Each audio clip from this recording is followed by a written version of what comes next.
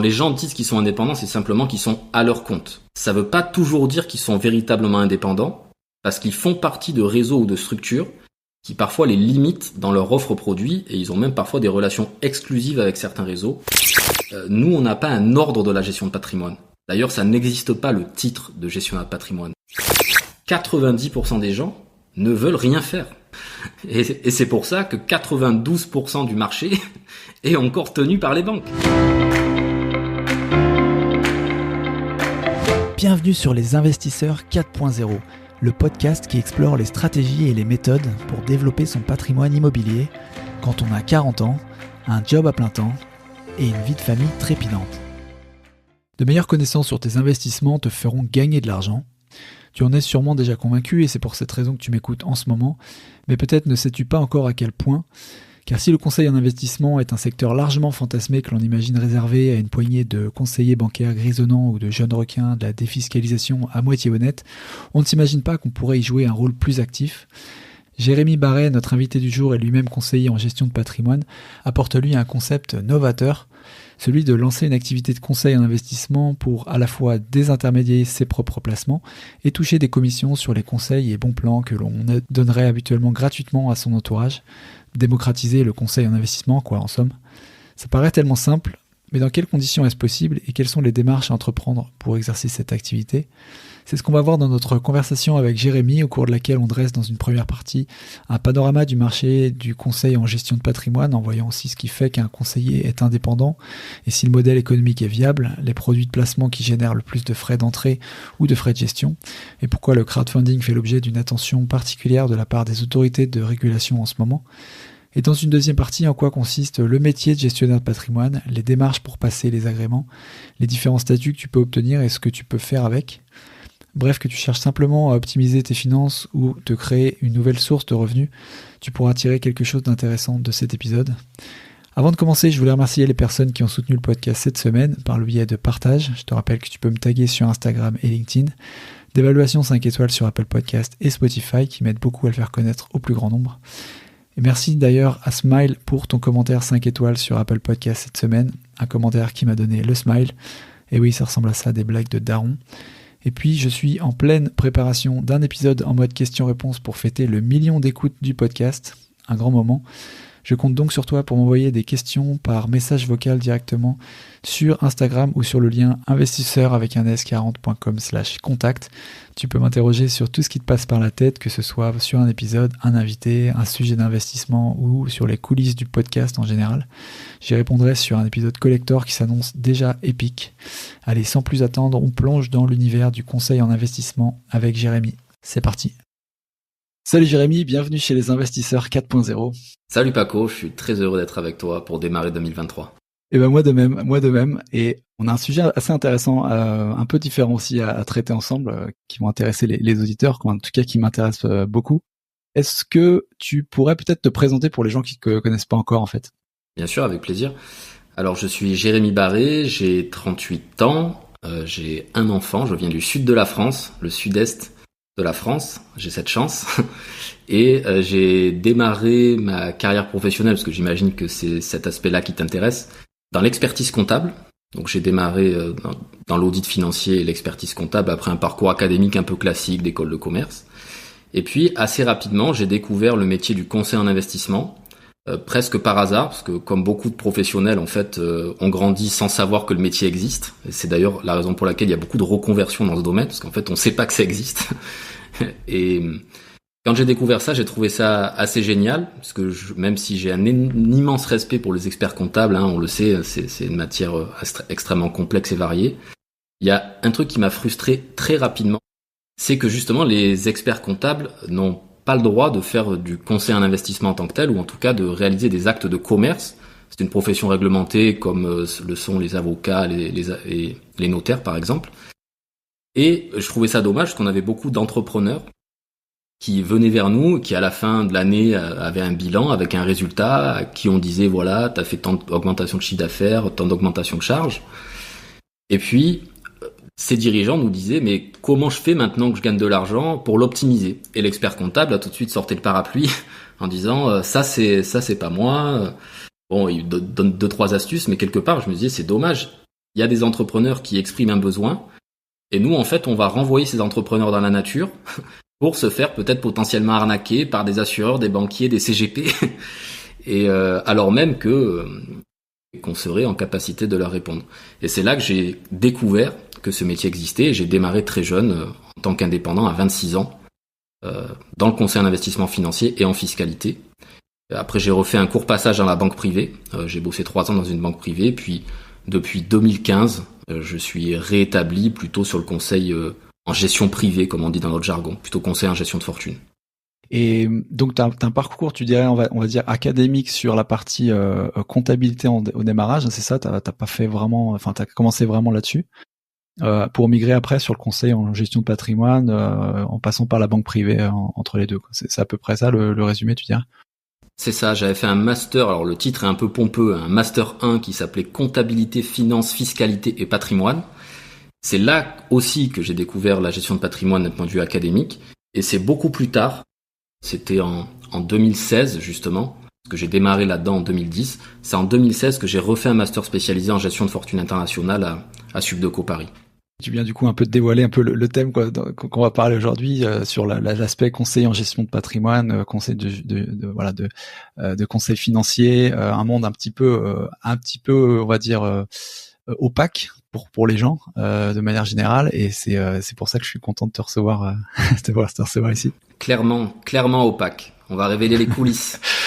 J'aimerais bien que tu parles peut-être justement de ce monde de la gestion de patrimoine tel que toi tu as appris à le découvrir en fait, et si tu pouvais nous aider à peut-être faire un premier panorama en fait de la gestion de patrimoine en France en fait, comment fonctionnent les offres, à qui ils s'adressent, quel type de produits existent, voilà, comment ça fonctionne en fait. Je vais faire de mon mieux parce que comme tu le dis justement, c'est assez opaque et les gens ont du mal à comprendre comment est structuré notre marché. Et je vais même aller plus loin que ça, c'est-à-dire que les professionnels eux-mêmes qui font partie de ce marché ne comprennent pas leur propre marché. tellement il y a des possibilités différentes d'exercer. Et souvent, comme on le disait, c'est un marché c'est un marché qu'on découvre presque par hasard. Souvent, la plupart des gens qui s'orientent dans ce domaine sont soit des banquiers qui ont une longue expérience et qui finissent sur le tard, à la fin de leur carrière, une fois qu'ils ont un beau portefeuille de clients, qui leur fait confiance, et des clients qui sont prêts à les suivre au cas où ils se lancent en indépendant, sont prêts à basculer et à être suivis par ce banquier qui se mettrait à son compte. Et d'ailleurs, il y a une statistique intéressante, il y a environ 4500 conseillers en investissement financier en France. Ça représente 8% du marché de la gestion financière et de l'épargne. La plupart, le gros du marché reste bien sûr les banques, que ce soit les banques de détail ou les banques privées. Il y a 79% d'hommes, voilà, malheureusement, mais les femmes montent en puissance, et la moyenne d'âge, c'est 50 ans. Donc ce qui démontre bien que ce sont plutôt des profils financiers en fin de carrière qui se lancent à leur compte. Souvent, ce sont des personnes qui vont créer leur cabinet, leur propre société, mais qui vont rejoindre des groupements d'indépendants ou ce qu'on appelle aussi des réseaux de mandataires qui apportent un certain nombre de services marketing. Ces réseaux-là, ils apportent un peu les produits sur étagère, et puis la personne se lance avec ses outils, sans même se rendre compte que finalement ils auraient pu faire différemment et que ça aurait été mieux pour eux-mêmes et pour leurs clients. Donc, si je devais résumer le marché, il y a évidemment tous ceux qui sont salariés de structures bancaires, de banques et d'assurances. Ensuite, il y a aussi ce qu'on appelle les agents généraux qui travaillent pour des compagnies d'assurance comme AXA, Allianz, etc., mais qui du coup, bien sûr, sont exclusifs avec ces compagnies. Et ensuite, il y a ce qu'on appelle le marché des conseillers en investissement financier indépendants. Parmi ces gens qui sont indépendants, souvent, quand les gens disent qu'ils sont indépendants, c'est simplement qu'ils sont à leur compte. Maintenant, ça ne veut pas toujours dire qu'ils sont véritablement indépendants, parce qu'ils font partie de réseaux ou de structures qui parfois les limitent dans leur offre produit, et ils ont même parfois des relations exclusives avec certains réseaux, ce qui ne leur permet pas de distribuer toutes les solutions du marché. Et bien souvent, malheureusement, quand on est dans ce cas de figure, le groupement ne propose pas forcément les solutions les plus intéressantes pour les clients, mais plutôt les plus intéressantes en termes de marge pour le groupement et leurs membres. Et sur ce point-là, indépendant ou pas indépendant, d'ailleurs, ça me rappelle, j'en avais discuté avec Nicolas Decodin là-dessus. Tu me corriges si je me trompe, mais finalement, effectivement, c'est un peu la notion indépendant, un peu le galvaudée. Elle peut représenter effectivement si t'es à ton compte. Bon, voilà, c'est pas vraiment la bonne définition. Ou alors, finalement, si tu as devant toi l'éventail de tous les produits possibles. Et si tu te rémunères en fait sur le conseil, pas sur des rétrocommissions. C'est à peu près ça la définition, tu dirais, de vraiment indépendant? Exactement. La définition réglementaire d'un conseiller en gestion de patrimoine indépendant, c'est un professionnel qui ne perçoit aucune rétrocommission et qui ne facture que des honoraires de conseil à ses clients. Et si toutefois, sur certains produits qui seraient amenés à conseiller à ses clients, il y a des marges de distribution parfois qui sont inclus dans les produits, et en fait, même quand on ne voudrait pas les toucher, c'est fait comme ça, on est censé les toucher. Le marché est structuré de cette façon. Et le vrai conseiller en gestion de patrimoine indépendant, là, il doit aller jusqu'à encaisser cette commission qui est intégrée dans le produit et la rétrocéder à son client pour rester vraiment dans la définition de ce qu'est un indépendant. Et ça représente probablement moins de 2% du marché. Et pour tout te dire, je pense que ceux qui sont dans ce modèle économique, alors bien sûr, l'intention est extrêmement noble, mais ça a deux limites. D'une part, ça ne permet que de s'adresser à des gens qui ont des très gros patrimoines. Ça, c'est le premier frein, parce qu'il faut que ce soit des gens qui soient non seulement prêts à payer des honoraires, mais qui aient aussi les moyens de les payer. Et il faut que le niveau de patrimoine permette de justifier le payer des honoraires de conseil. Ça, c'est la première limite.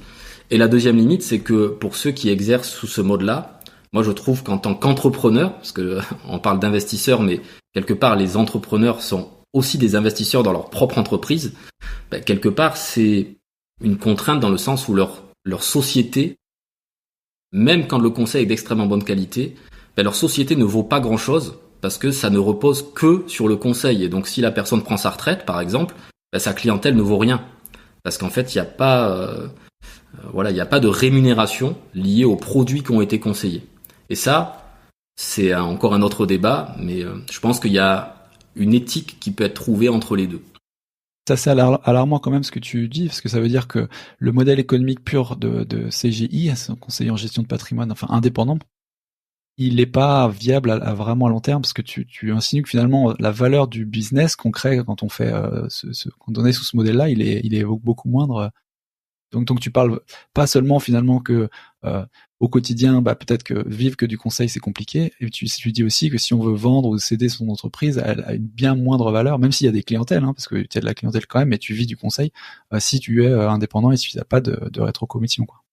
Ah clairement, l'entreprise ne vaut quasiment rien. Donc c'est dommage pour ceux qui exercent sous cette forme-là, parce qu'ils ont une compétence qui est incroyable, mais finalement, elle se valorise pas dans le temps. Pour comprendre ça jusqu'au bout, en fait, quelqu'un qui, justement comme Nicolas, en l'espèce, décide de se mettre vraiment en tant qu'indépendant, donc ça a ce côté vertueux pour pour les clients, parce c'est vraiment, comme tu dis, c'est vertueux, c'est transparent. Est-ce que ça veut dire, est-ce que c'est possible de travailler comme ça, dans le sens où est-ce que tu as accès en tant que conseiller en gestion de patrimoine, du coup, à l'essentiel ou la majorité ou des produits qui peuvent être intéressants pour ta clientèle, ou est-ce que tu te coupes de toute une frange de produits qui par nature sont construits pour avoir des rétrocommissions, en fait, pour verser des rétrocommissions? En fait, vraiment, tu peux tout faire, c'est ce que je te disais. Tu peux être CGP, donc pas indépendant au sens réglementaire du terme, mais être quand même dans une démarche d'éthique de facturer ton conseil et tes honoraires.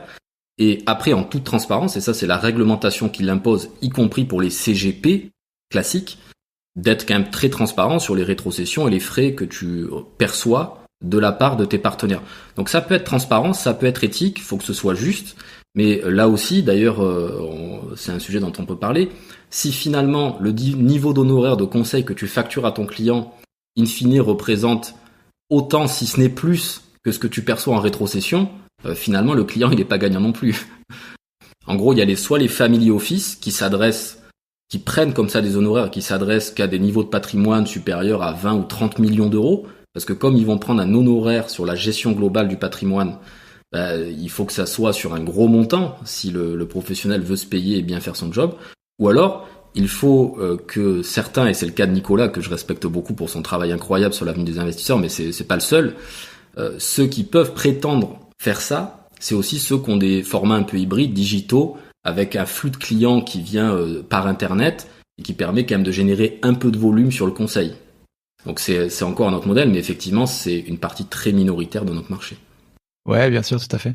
Si on prend un petit peu un pas en arrière, parce que c'était assez les chiffres que tu donnais étaient assez effarants en termes de en fait la vision vraiment globale du marché. Donc 8% de conseils en investissement, ça veut dire que c'est 92% des produits aujourd'hui de placement, parce que c'est de ça dont il s'agit. Hein. Je pense pas que je sais pas d'ailleurs, tu me diras si quand on parle de ce marché-là, on parle des prêts également pour faire de l'investissement, ou c'est vraiment juste de la trésorerie qu'on place pour les clients. Que sur le marché de l'épargne, la trésorerie. D'accord. Sur ce marché-là, donc 92%, c'est les banques donc qui distribuent ces produits-là, quoi, les banques et assurances. Exactement. C'est eux qui tiennent le marché toujours. Waouh, énorme. Et c'est ouf. Et donc ça, c'est clairement, je dirais quand même, grosso modo, c'est de l'inertie de clients qui étaient là depuis des générations, qui n'ont pas vraiment réfléchi, ou alors de banques qui, pour les investisseurs, sont très importants, notamment en immobilier, d'avoir dans sa poche, ou du moins avec lequel avoir une bonne relation. Et par conséquence, tu vois, moi typiquement, j'étais prêt chez une banque, je vire tout mon épargne dessus, ça fait partie du jeu, tu vois. Ouais, tout à fait. Et c'est pour ça qu'il y a un potentiel et un besoin qui est énorme dans le marché.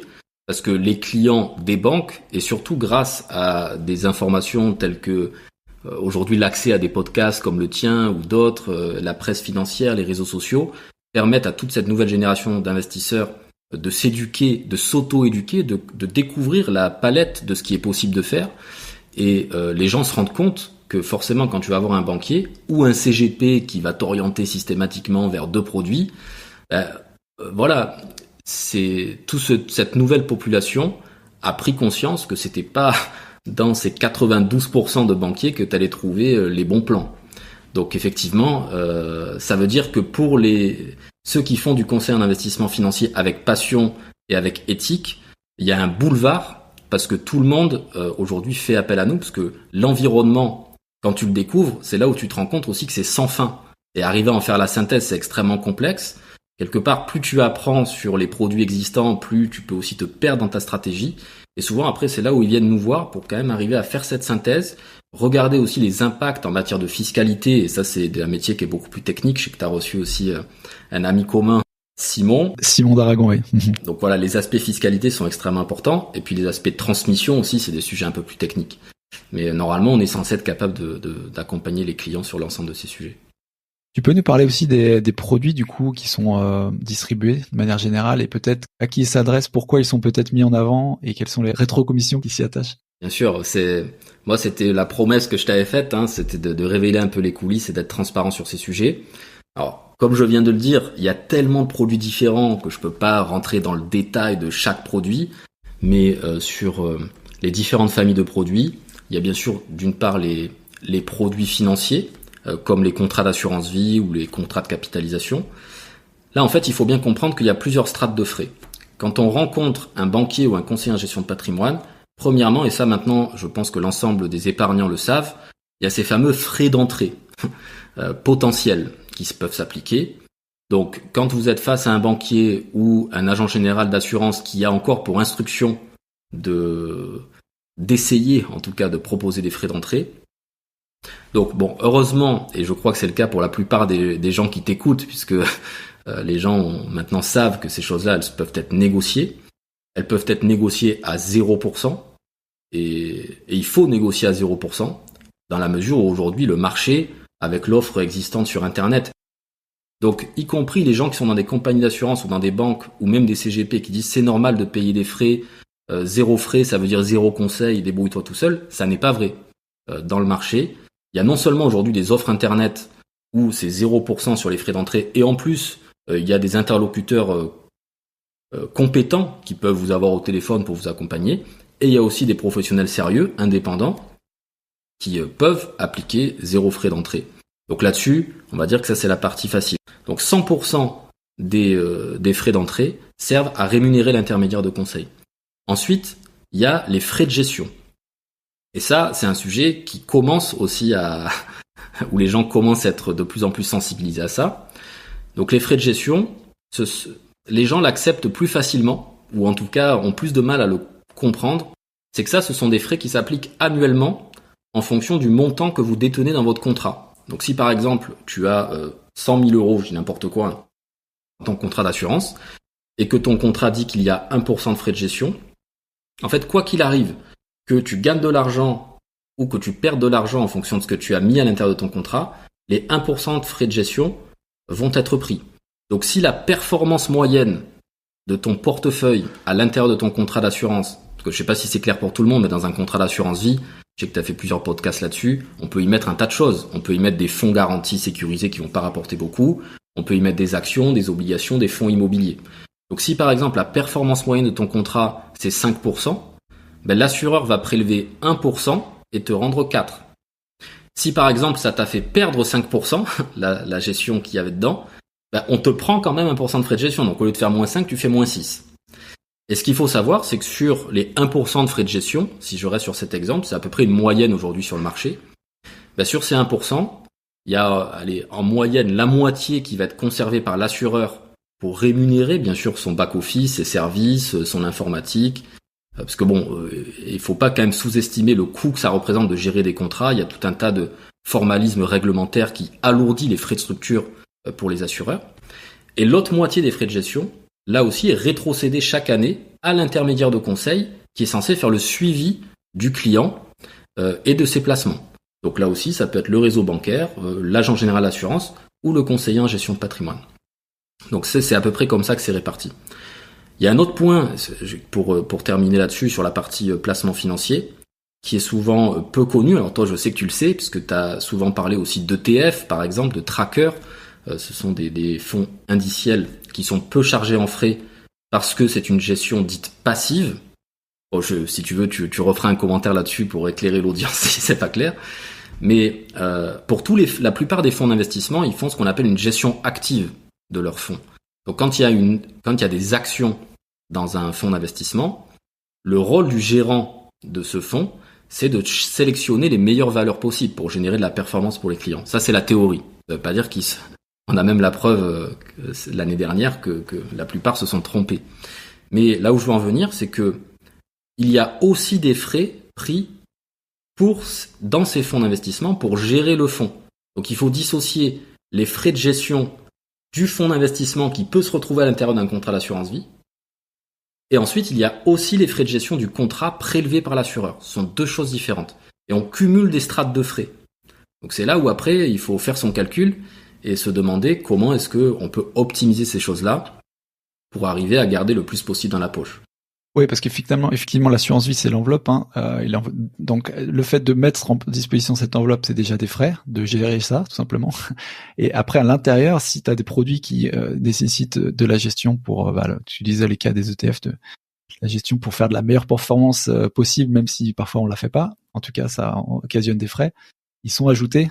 Tout à fait. Et pour être clair et donner des chiffres, un fonds d'investissement de gestion active, alors ça dépend, parce qu'il y a des plus ou moins de frais, si c'est une gestion en obligation ou en action, enfin, c'est vrai qu'il y a plus ou moins de travail quand même des gérants.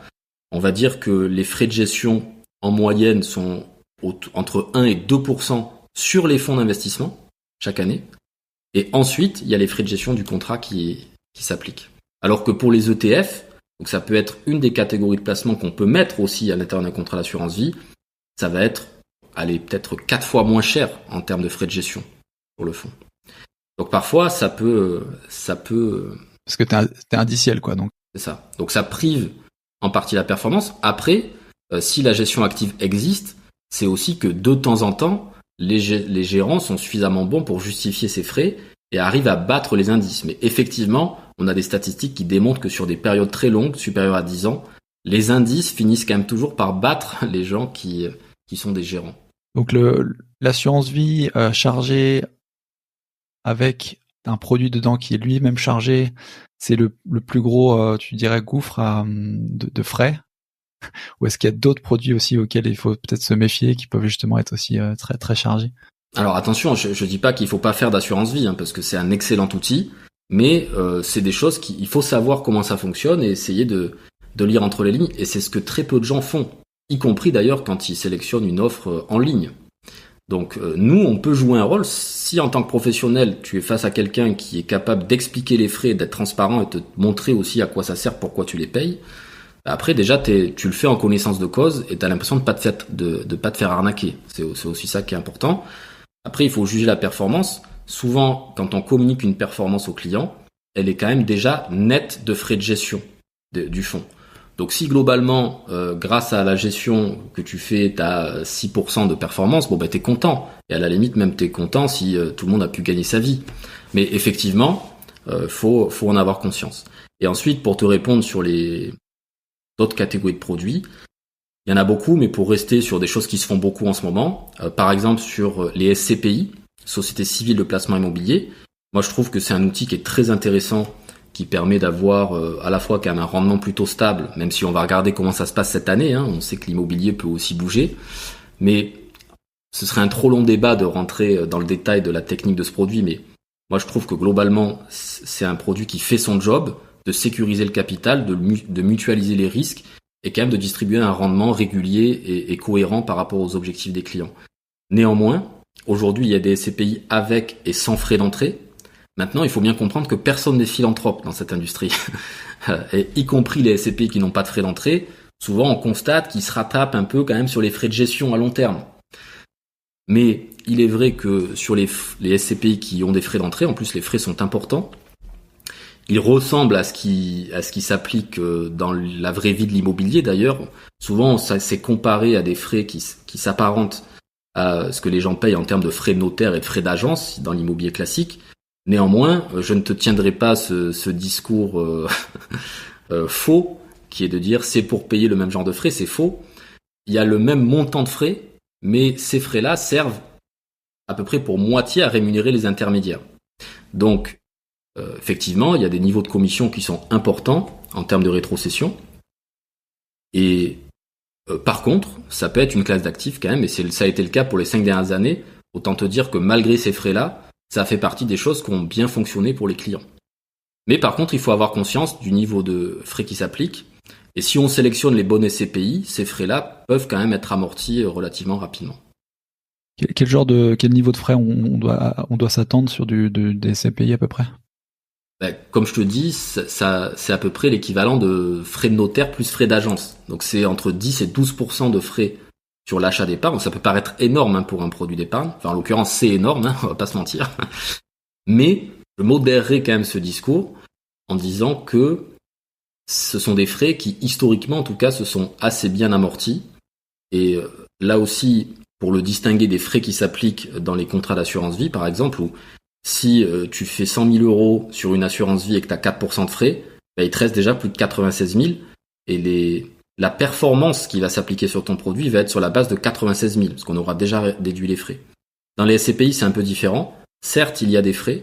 Par contre, la performance amenée par le produit, elle est bien sur 100% du montant que tu as investi. Les gens, en fait, ne se rendent compte des frais qu'ils ont payés que s'ils revendent les parts. Par contre, là aussi, j'entends parfois des gens ou des commerciaux, je vais les appeler comme ça, qui vendent des SCPI en disant vous inquiétez pas, il n'y a pas de frais, ou les frais sont prélevés qu'à la fin, donc ne vous inquiétez pas, c'est juste qu'il faut pas vendre. C'est pas vrai, les frais sont bien pris au début.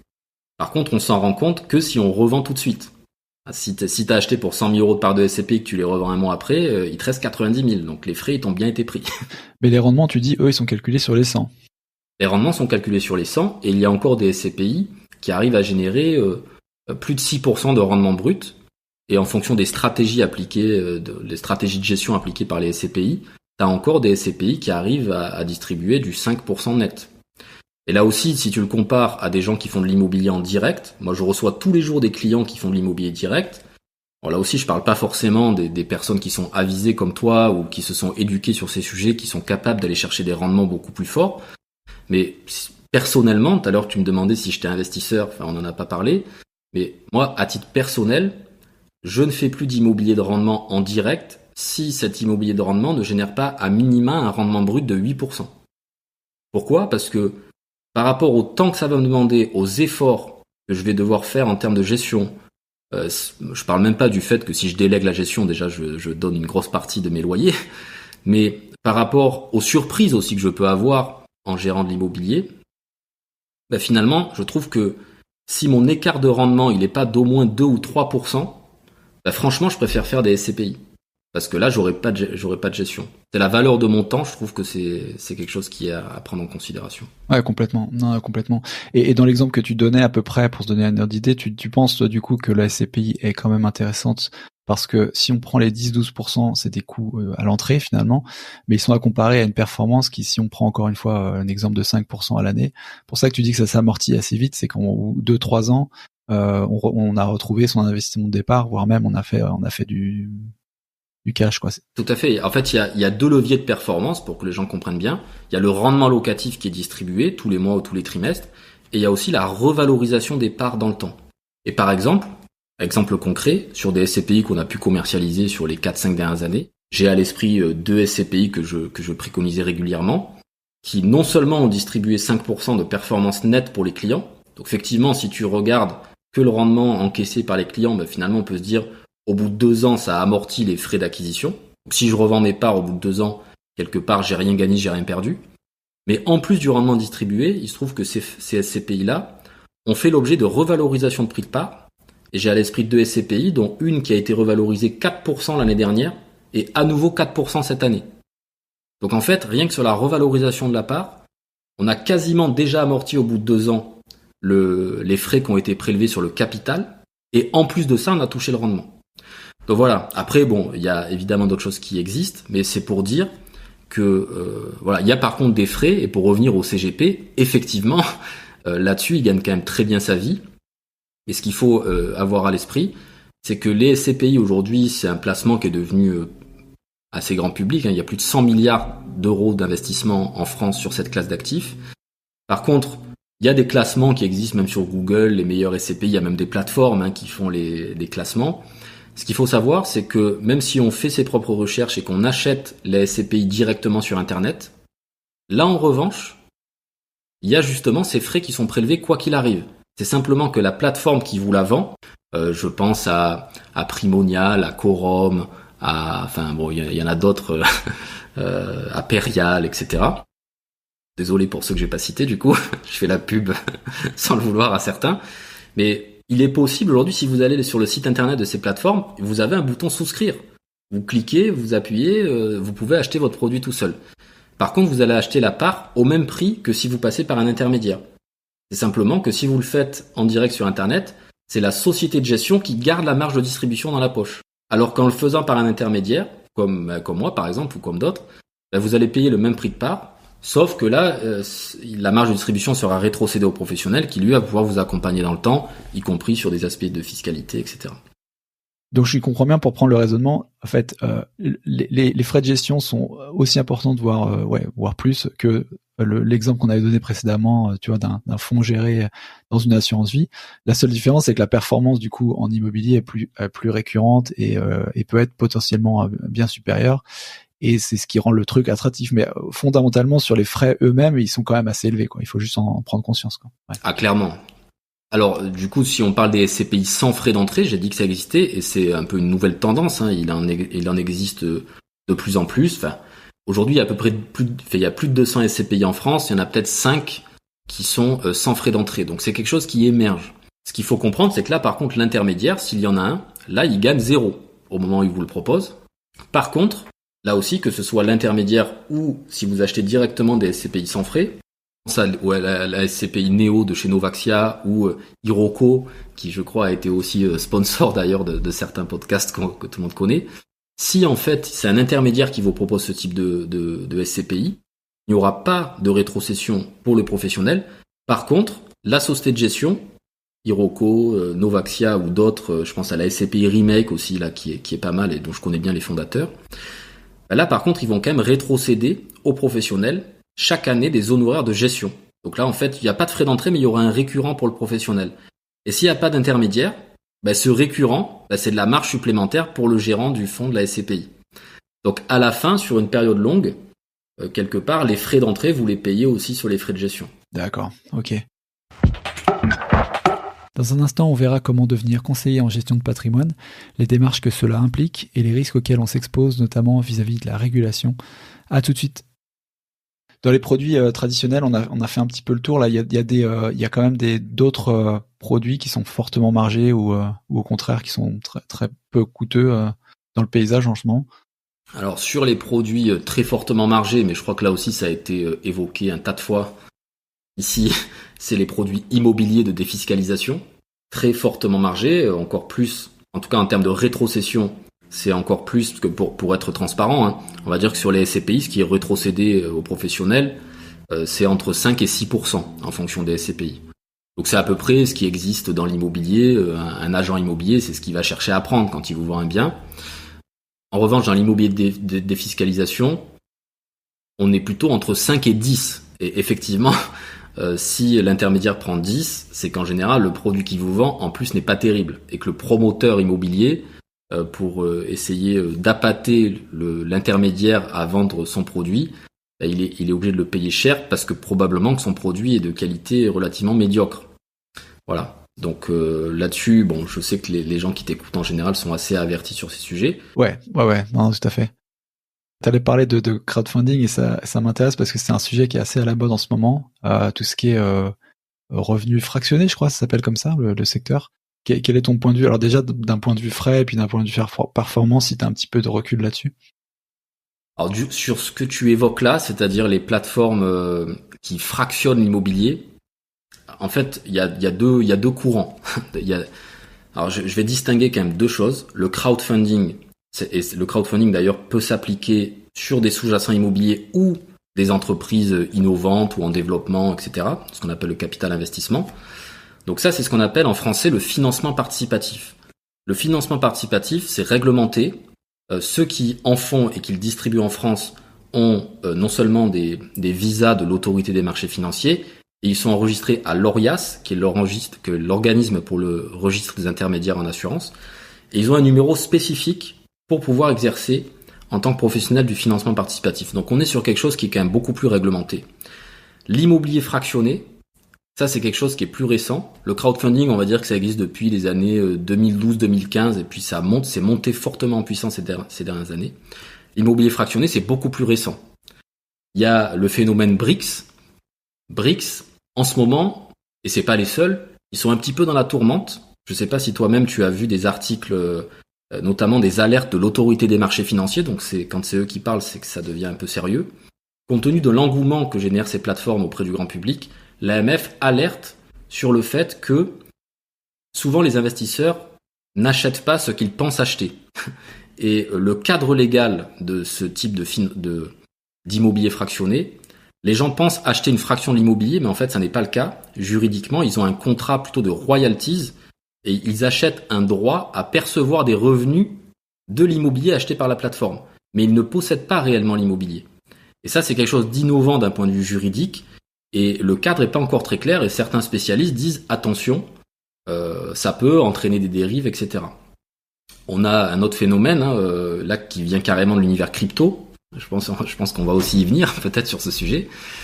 On a la plateforme Realty qui est la plus connue, qui est une plateforme américaine qui là a carrément tokenisé l'immobilier.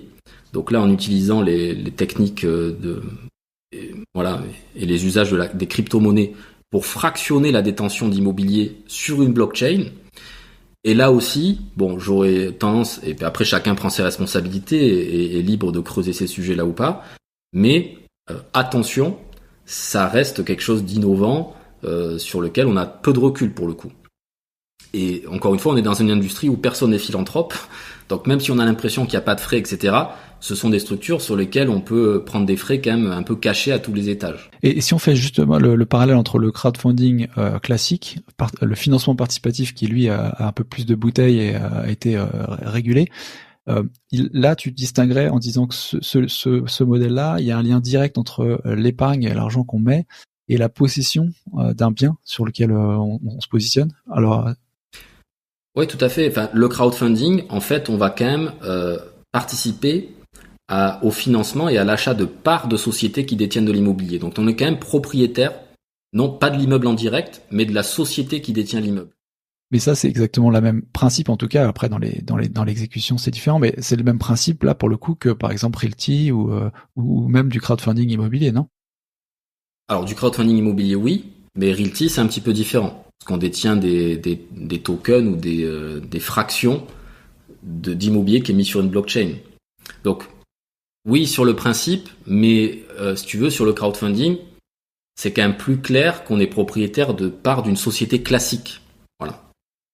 Mais sur le crowdfunding, on a évidemment des performances qui ont été très attractives ces dernières années.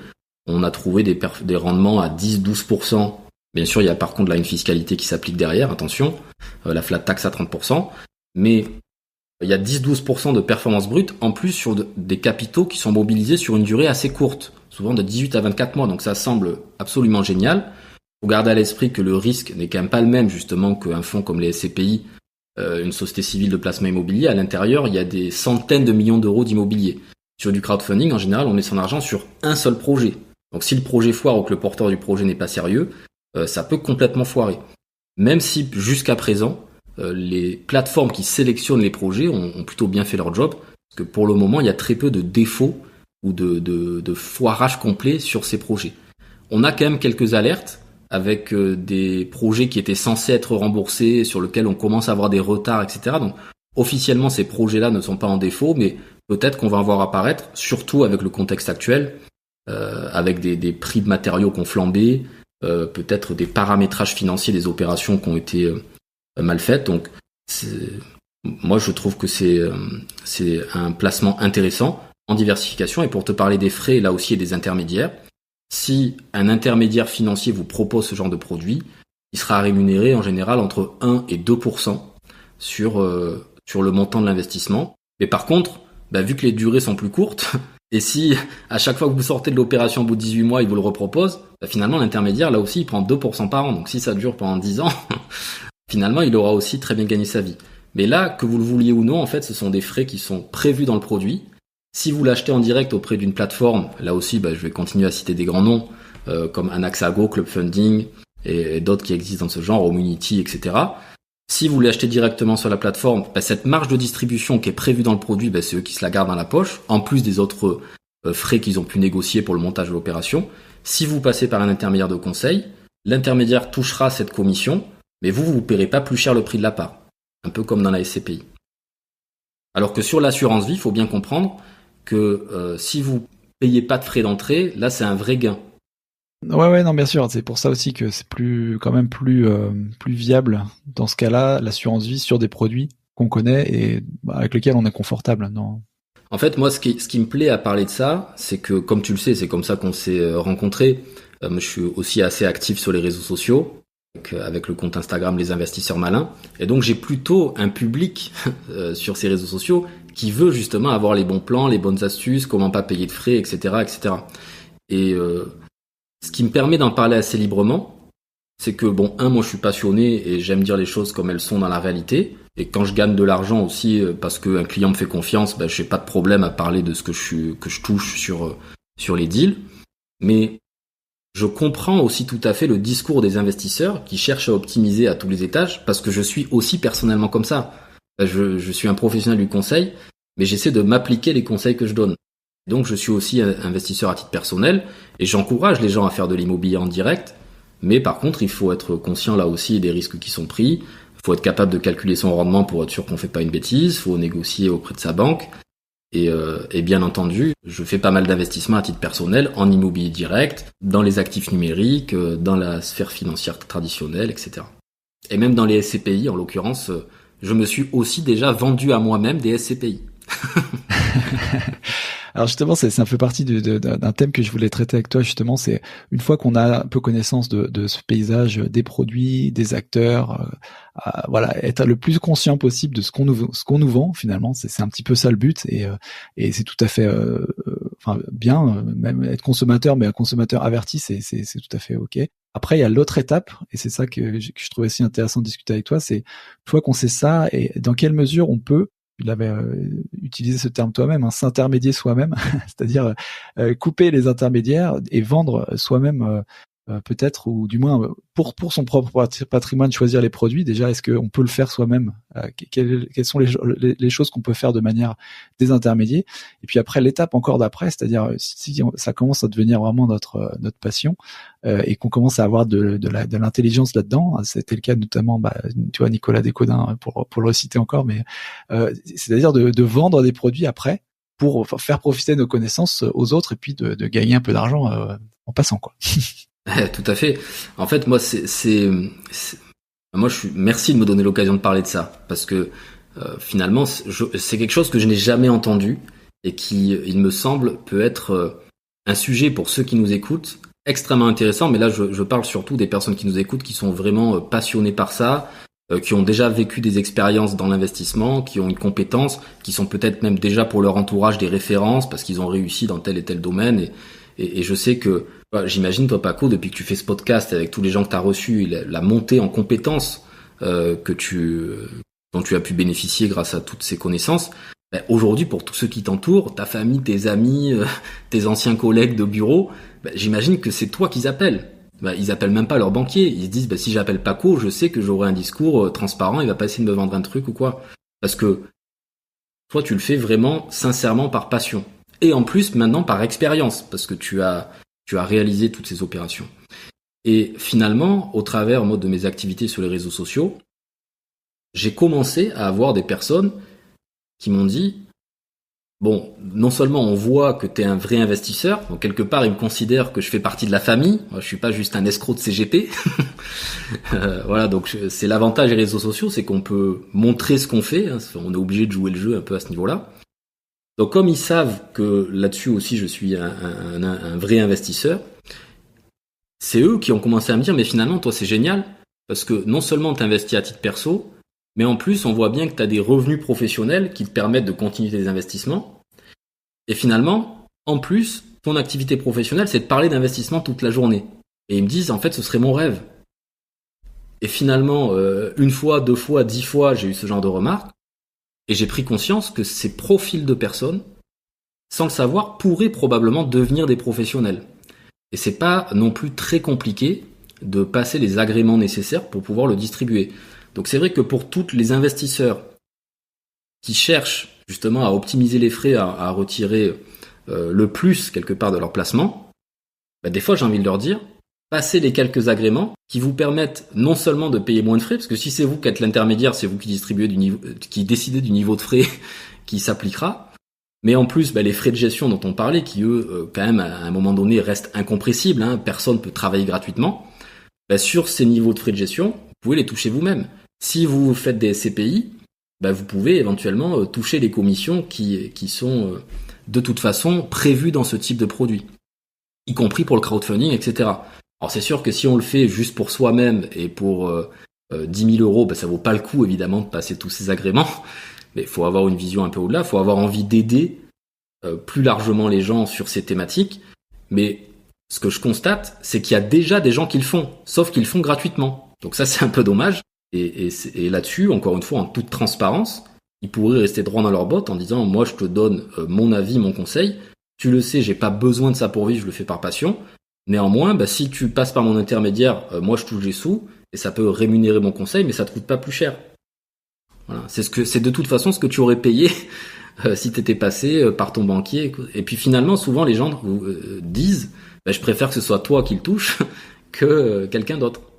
Tu peux nous emmener justement dans les étapes que ça constituerait en fait, l'investissement temps, justement, et l'investissement, de passer les agréments, etc. Quelles sont les étapes pour arriver à cet état-là, si c'est notre démarche? Bien sûr. Alors je veux pas donner l'impression justement que c'est trop facile, hein. C'est quand même un vrai métier, parce que là je vais me faire quand même taper dessus, mais moi je fais pas partie de ceux qui font croire aux gens que c'est impossible, et que je sais que souvent dans ce podcast d'ailleurs t'as des gens qui disent, quelle que soit la classe d'actifs ou la thématique, disent si vous voulez, vous pouvez. Donc c'est pas facile, mais c'est possible, et ce sujet-là, les gens n'y pensent pas. Voilà. Pour te répondre au niveau de ce qui est nécessaire de faire, parfois, certains seraient surpris. D'ailleurs, je vais te poser la question à toi, Paco. Voilà.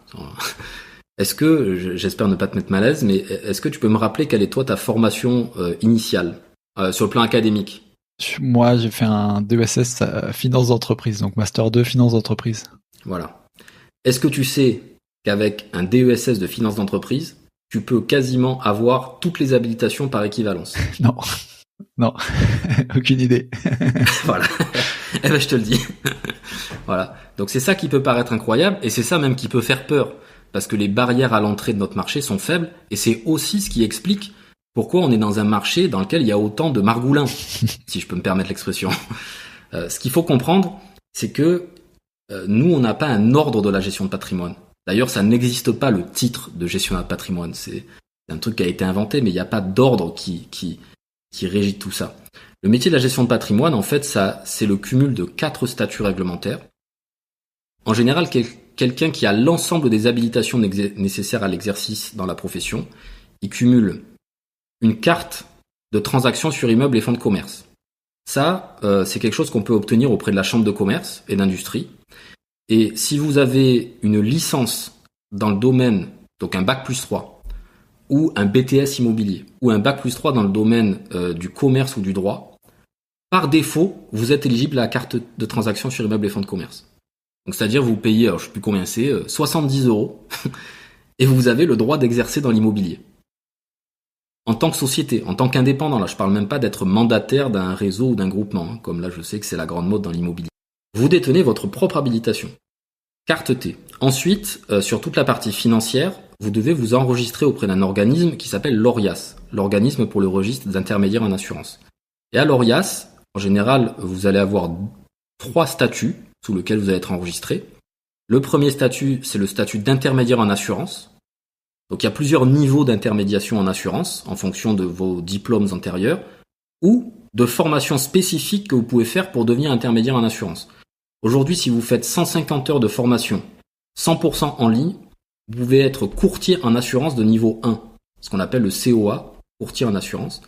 La plupart des professionnels d'ailleurs sont des MIA, mandataires en intermédiaire d'assurance. Et là, ça nécessite des habilitations encore un peu plus faibles en termes de volume horaire.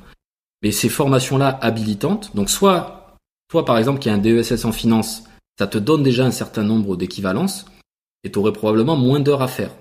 Mais même si tu pars de zéro, imaginons tu as le bac, ça va peut-être t'inquiéter d'ailleurs ce que je vais te dire, tu as le bac, tu fais 150 heures en ligne auprès d'un organisme de formation quand même reconnu, par les chambres professionnelles, par l'autorité des marchés financiers, etc.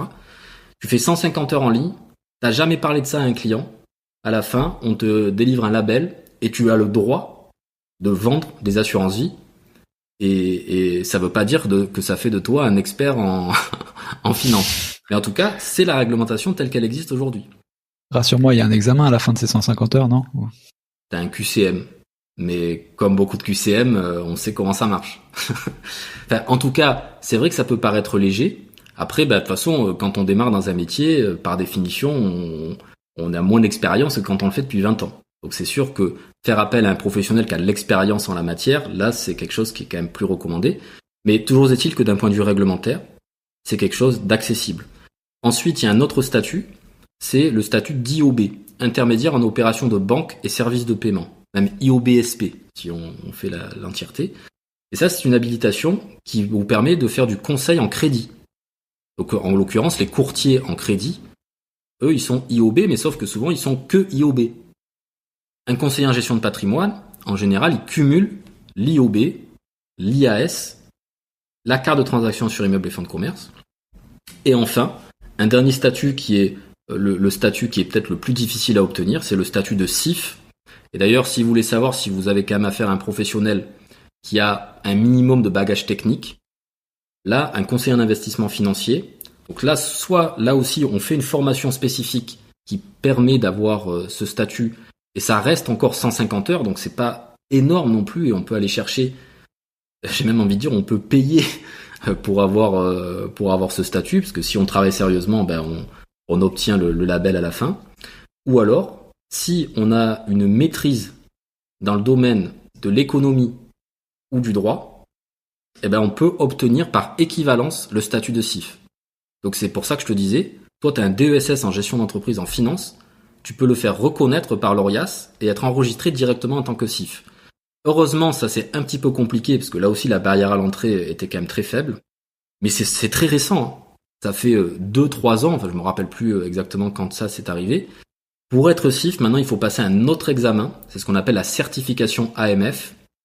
Donc là aussi, hein, c'est un QCM, c'est du bachotage, et ça coûte 150 € pour passer la certif. Et là, vous cumulez 4 statuts. Il y en a un cinquième même qui existe, on appelle la CJA, la compétence juridique appropriée.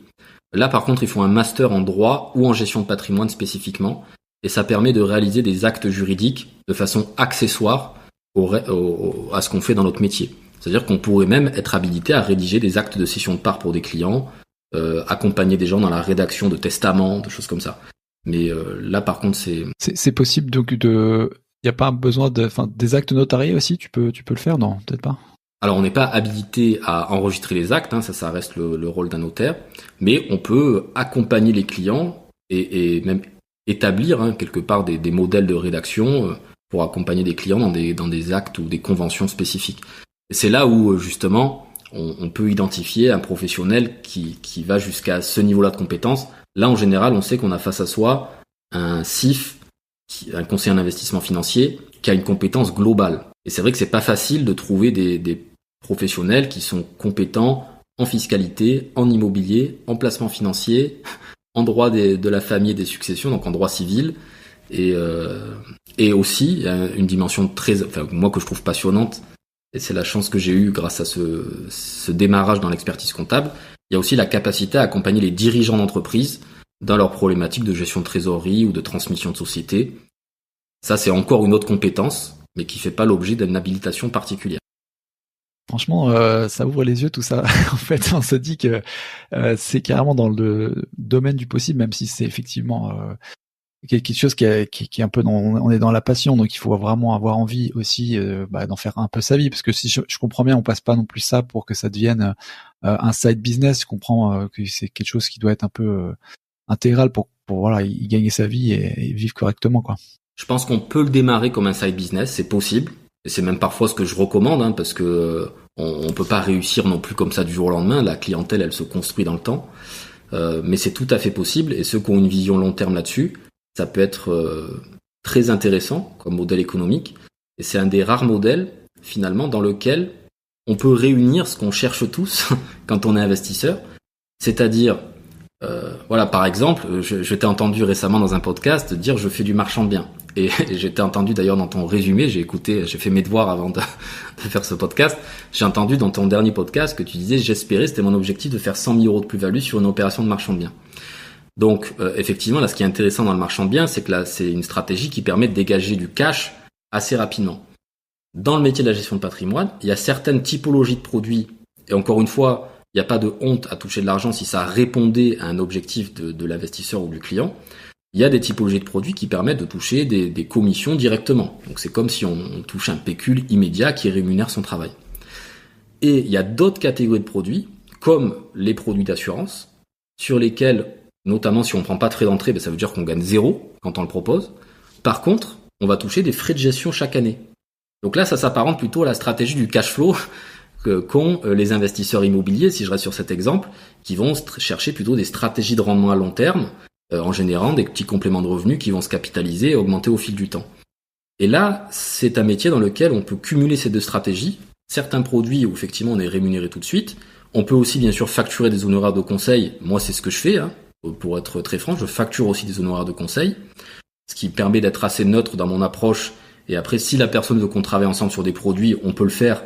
Et elle saura ce que je touche si on fait des choses ensemble, mais elle est aussi libre de dire bon, maintenant tu m'as tout expliqué, j'ai en général pour habitude d'expliquer y compris comment aller chercher les produits dans le marché sur lequel il y a moins de frais, notamment sur internet, mais souvent, et ça va peut-être te surprendre, c'est les gens qui me disent mais même si j'ai compris et je te remercie de m'avoir expliqué comment me payer moins cher, moi je veux que ce soit toi qui gères parce que ça ne m'intéresse pas ou j'ai pas le temps. Sur ce podcast, et tu en fais partie, et moi, sur toute la communauté Instagram, etc., j'ai que des gens qui veulent vivre des expériences, vivre des aventures, être un peu entrepreneur dans l'âme et retirer aussi le plus gros des profits de leur travail. Mais, tu le sais, ça représente 5% des gens qui ont cette volonté, cet état d'esprit de se dépasser, de travailler dur, le soir en rentrant de chez soi, faire des recherches, aller gérer les travaux, etc. 90% des gens ne veulent rien faire. Et c'est pour ça que 92% du marché est encore tenu par les banques. Ouais. Donc ça laisse en fait un marché absolument énorme pour des professionnels comme nous qui peuvent quand même faire ce métier avec éthique. Et pour moi, c'est pas parce qu'on touche de l'argent quand on vend des produits. Ça, c'est le commerce. Je veux dire, dans n'importe quel type d'industrie, quand on va acheter des matériaux, on sait que Bricomarché, ils prennent une marge sur les produits qu'on achète. Voilà, donc les clients, ça sont prêts à l'entendre. Maintenant, après, il faut juste faire preuve de transparence. C'est assez intéressant quand tu dis ça, et c'est pour ça que je voulais avoir cette conversation avec toi, parce que c'est vrai que c'est pas quelque chose qu'on entend souvent. On pense, enfin, c'est encore deux mondes qui sont qui sont assez séparés, même s'il y a une sorte de collision qui s'est fait avec justement les influenceurs, hein, typiquement, qui en fait pas mal ont commencé à faire donner des conseils en investissement, et puis pouvaient être inquiétés, et puis peut-être se forment, et puis commencent à donner des conseils de qualité, mais c'est quand même encore des tout petits morceaux de marge de parts de marché qui sont entièrement encore dans les mains des banques, donc il y a clairement un gros potentiel là-dessus. Je me fais un peu l'avocat du diable et penser, parce que là on peut s'imaginer que tout le monde va avoir envie maintenant d'aller dans ce boulevard. Est-ce qu'il y a des risques, peut-être là avec ta vision, si tu as une vue aussi sur ce qui se passe dans d'autres pays européens ou frontaliers, est-ce qu'il n'y a pas un risque que la régulation, justement l'AMF, est de plus en plus vigilante, que tout ça se resserre un peu, qu'il y ait des demandes de plus en plus difficiles, et voire même des risques portés par le conseiller qui soient de plus en plus lourds à porter? Tout à fait. Alors dans la réglementation européenne, en 2018, si je dis pas de bêtises, à un moment donné, il était question justement de supprimer tous ces frais, ces rétrocessions aux intermédiaires. Et un peu comme ça s'était fait en Grande-Bretagne, à un moment donné, les intermédiaires financiers ne pouvaient fonctionner que sous forme d'honoraires, exactement comme les avocats. Et en Angleterre, d'ailleurs, ça a été un massacre, puisque 70% des professionnels ont disparu. Et finalement, ils sont un peu revenus en arrière, parce qu'ils se sont rendus compte qu'en faisant ça, finalement, il n'y avait plus que les plus riches qui avaient les moyens de payer des honoraires. Et la classe moyenne supérieure, ou ceux qui avaient la volonté d'être accompagnés, ils n'avaient plus les moyens d'être accompagnés par des professionnels. Pour l'instant, en tout cas, et vu le temps que ça prend d'un point de vue législatif en Europe, vu que ça a été voté et discuté pendant des années avant d'aboutir au fait que, finalement, dans ce domaine d'activité, les intermédiaires de conseil avaient encore le droit de toucher des rétrocessions, pour le moment, il n'est pas d'actualité de supprimer ces choses-là. Mais pour te répondre sur le risque que portent les professionnels en faisant du conseil en investissement, si la réglementation est respectée, si on applique toutes les normes professionnelles exigées par l'autorité des marchés financiers, il y a des procédures à suivre. Mais les procédures, elles sont connues, elles sont simples, elles sont strictes pour les appliquer. Je te parlais tout à l'heure des formations initiales à passer pour obtenir les habilitations. Ensuite, chaque année, on doit faire plus de 40 heures de formation chaque année pour préserver nos habilitations. Donc c'est pour ça, c'est quand même un vrai job. Mais on fait partie de chambres professionnelles qui nous donnent aussi toutes les lignes de conduite à avoir pour se protéger juridiquement, faire en sorte que le client, lorsqu'il souscrit, il a bien compris les risques qu'il prenait. Et nous, après, en tant que professionnels, on a aussi une assurance responsabilité civile. Ça peut arriver qu'on a un placement qui foire. Moi, j'ai de la chance que ça m'est pour l'instant pas encore arrivé. Et si on a fait notre job d'un point de vue réglementaire et que le client était informé aussi des risques qu'il prenait, quand bien même il y aurait un PET, on serait couvert par notre responsabilité civile. Si je me rappelle, on en avait discuté un peu en off. En fait, les vrais risques, en cas de contrôle, il faut que tu puisses montrer que tu as mis les meilleurs efforts pour donner un conseil de qualité à ton client, mais il n'y a pas d'obligation de résultat. Ou voilà, s'il y a des pertes, il y a des pertes, quoi. Ça. Exactement. Ça, après, ça reste quand même. Et moi, c'est ce que je rappelle à tous mes clients. Des fois, ils me disent non, mais Jérémy, c'est bon, je te fais confiance, c'est toi qui connais. Je dis oui, c'est quand même ton argent, donc faut que tu comprennes ce que tu fais. Donc après, voilà, moi je fais partie de ces personnes qui ont envie que les investisseurs comprennent aussi les risques qu'ils prennent. Mais après, pour en revenir au modèle économique, c'est vrai que c'est quelque chose qui est intéressant. Aujourd'hui, un portefeuille d'actifs financiers gérés par un professionnel, ça se valorise très bien. Les entreprises, elles se revendent très bien. Et pour ceux qui auront envie de faire un métier, c'est un modèle qui se regarde. Aujourd'hui, si par exemple, vous gérez... je ne vais pas donner un chiffre énorme pour pas donner l'impression que c'est inaccessible, mais 10 millions d'euros, par exemple. Alors c'est beaucoup, ça se fait pas du jour au lendemain, mais si vous avez autour de vous des entrepreneurs qui ont de la trésorerie d'entreprise, etc., finalement sur quelques années, c'est un niveau d'encours financier sous gestion qui peut être assez rapidement atteignable. 10 millions d'euros. Là-dessus, vous, en récurrence que vous rétrocèdent les différentes compagnies d'assurance ou de banque, ça va générer une récurrence de chiffre d'affaires d'environ 80 000 euros. Donc ça, c'est du chiffre d'affaires que vous savez que vous allez le toucher sur l'année. Et si vous voulez revendre ce portefeuille de clients de 10 millions d'euros, ça se valorise à peu près 3 fois la rémunération récurrente que vous avez.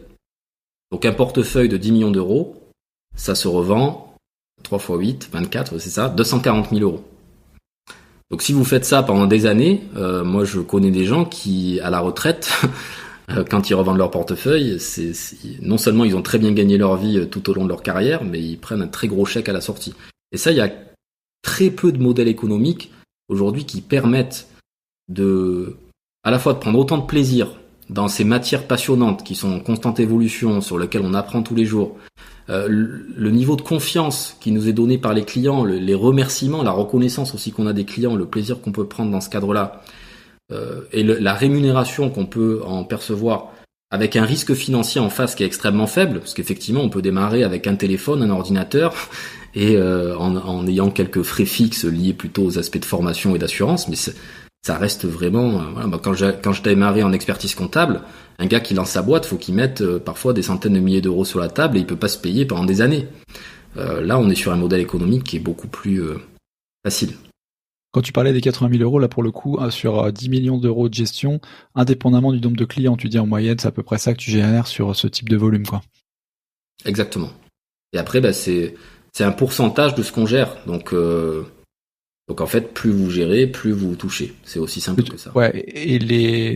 Et quand tu dis, c'est 3 fois, donc le multiple, typiquement, c'est 3 dans l'industrie à la revente, mais si la personne pendant 10 ans fait 80 000 de chiffre d'affaires tous les ans, on est d'accord, la valeur de revente, elle va pas augmenter, elle va être à 240 000. Tout à fait. Après, il y a d'autres choses qui rentrent en ligne de compte. Si à côté de l'assurance, il vend aussi d'autres produits sur lesquels il a aussi des sources de chiffre d'affaires en one shot, ça se valorise aussi. Ouais. Mais pas à ce niveau-là. Le truc aussi qui me vient en tête, en fait, mais c'est plus moi venant des aussi une agence de notation donc anglo-saxonne où il y avait vraiment l'esprit sur la régulation à fond et notamment la division entre le commercial et les risques, c'est ce que je faisais. Le truc qui me vient là tout de suite, c'est en termes de conflit d'intérêt. Il n'y a pas de risque là d'être taxé de conflit d'intérêt parce qu'il est assez flagrant finalement. On peut pour soi-même choper les meilleurs produits, se désintermédier, donc prendre les commissions qu'on pourrait se revendre. Enfin, du coup, ça paraît assez évident. Ouais, je suis d'accord avec toi, mais pour l'instant, en tout cas, après, si tu te le vends à toi-même, c'est entre toi et toi, donc à la limite, tu embêtes personne. Mais effectivement, le conflit d'intérêt, il est plutôt sur les rémunérations qui, comme tu l'as compris, sont très différentes d'un produit à l'autre. Et donc effectivement, lorsqu'on est face à un client, il faut arriver quand même à garder cette volonté quand même de servir les objectifs du client avant tout, sans être constamment biaisé par l'aspect rémunération. Et on va pas se mentir, et c'est pour ça que notre profession souffre de cette mauvaise réputation, c'est que probablement 80% des professionnels dans le marché des CGP, encore une fois, la plus grosse partie du marché, ce sont des personnes qui sont affiliées à des réseaux de distribution où la vente passe bien avant le conseil. Mais il y a donc ces biais de rémunération qui sont là, ça c'est clair. Maintenant, et c'est aussi le sens de ce qu'on cherche à faire depuis l'année dernière, nous on a créé en fait une formule d'accompagnement et de formation qui permet d'expliquer aux gens qui seraient intéressés par ça comment faire le métier avec éthique et de façon la plus libre possible en étant propriétaire de leur portefeuille. Et donc en étant propriétaire de sa clientèle, on est beaucoup plus responsable.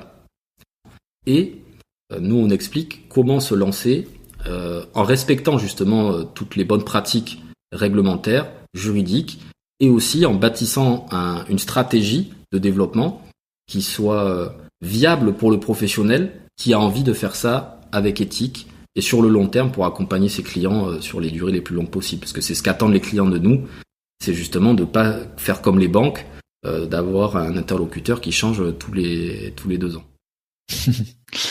Ouais, non, c'est super et on mettra ça dans les notes aussi de l'épisode pour que les gens puissent aller voir justement s'ils sont intéressés. Je pense qu'il y a pas mal de vocations qui vont naître après cet épisode, clairement.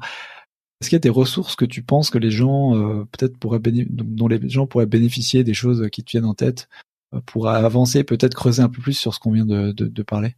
Je vais être obligé de prêcher pour ma paroisse parce que, en fait, justement, on a créé une ressource parce qu'elle n'était partagée nulle part. Aujourd'hui, même si tu fais 2 masters en gestion de patrimoine, il y a personne qui t'explique comment faire pour te lancer, comment sélectionner les partenariats, quel va être ton modèle économique.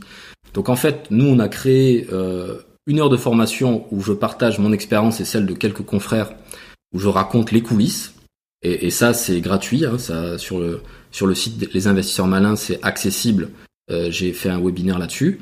Et ensuite, il y a bien sûr un tas de ressources plus formelles, j'ai envie de dire, mais où on n'a pas justement ces aspects pratiques. Par contre, on aura tous les aspects réglementaires. Si on va sur le site de l'Orias, on peut se renseigner sur qu'est-ce qu'il faut en termes de diplôme ou de quelles habilitations spécifiques on peut passer pour pouvoir être référencé auprès de l'Orias en tant qu'intermédiaire en assurance, etc., etc. Et ensuite, je peux parler par exemple d'un organisme de formation très connu qui s'appelle Juris Campus, qui est en fait une branche de l'université de Toulouse. Et Juris Campus, il propose un tas de formations habilitantes qui permettent justement d'accéder à la profession. Après, ceux qui veulent vraiment avoir les meilleurs diplômes d'un point de vue académique, la formation très connue dans ce domaine, c'est celle de l'OREP, c'est l'université de Clermont-Ferrand, qui délivre des diplômes universitaires en gestion de patrimoine ou sur des choses encore plus pointues sur la gestion patrimoniale des dirigeants d'entreprise. Il y a l'ESCP, ça c'est ma formation, Subdeco Paris, qui fait une formation en gestion de fortune internationale. Il y a Kedge aussi, l'école de commerce, qui a une bonne formation en gestion de patrimoine de très bon niveau. Mais voilà ce que je peux dire. Non, mais c'est cool. Bon, bah, en tout cas, je suis content qu'on puisse faire avancer un peu les choses avec cet épisode. Merci beaucoup, Jérémy, peut-être d'être là avec nous encore pour pouvoir nous délivrer tout ça. Où est-ce que les gens peuvent te contacter directement? C'est quoi le meilleur canal pour te joindre? Alors, si vous avez déjà l'habitude d'être plutôt sur le digital, sur Instagram, YouTube, etc., je dirais qu'Instagram est probablement le meilleur canal. Donc là, c'est sur le compte Les Investisseurs Malins. Et puis après, sur LinkedIn, donc Jérémy Barré, pour ceux qui viennent plutôt du monde académique et déjà professionnel dans ce domaine, c'est sur LinkedIn que je suis aussi présent. Bon, c'est cool. Merci beaucoup, Jérémy. Passe une bonne après-midi. Merci à toi, Paco. À bientôt. À très bientôt. Ciao, ciao. Voilà, c'est tout pour aujourd'hui. J'espère que cet épisode t'a plu. Fais-toi un investisseur un peu mieux informé. Si c'est le cas, n'hésite pas à partager ce podcast avec ton entourage et à lui mettre une évaluation 5 étoiles sur Apple Podcasts ou Podchaser. Ça permet de le faire monter dans les classements et de me donner la motivation pour t'offrir toujours le meilleur contenu. Voilà, merci beaucoup encore pour ton soutien et une très bonne fin de semaine à toi. Ciao!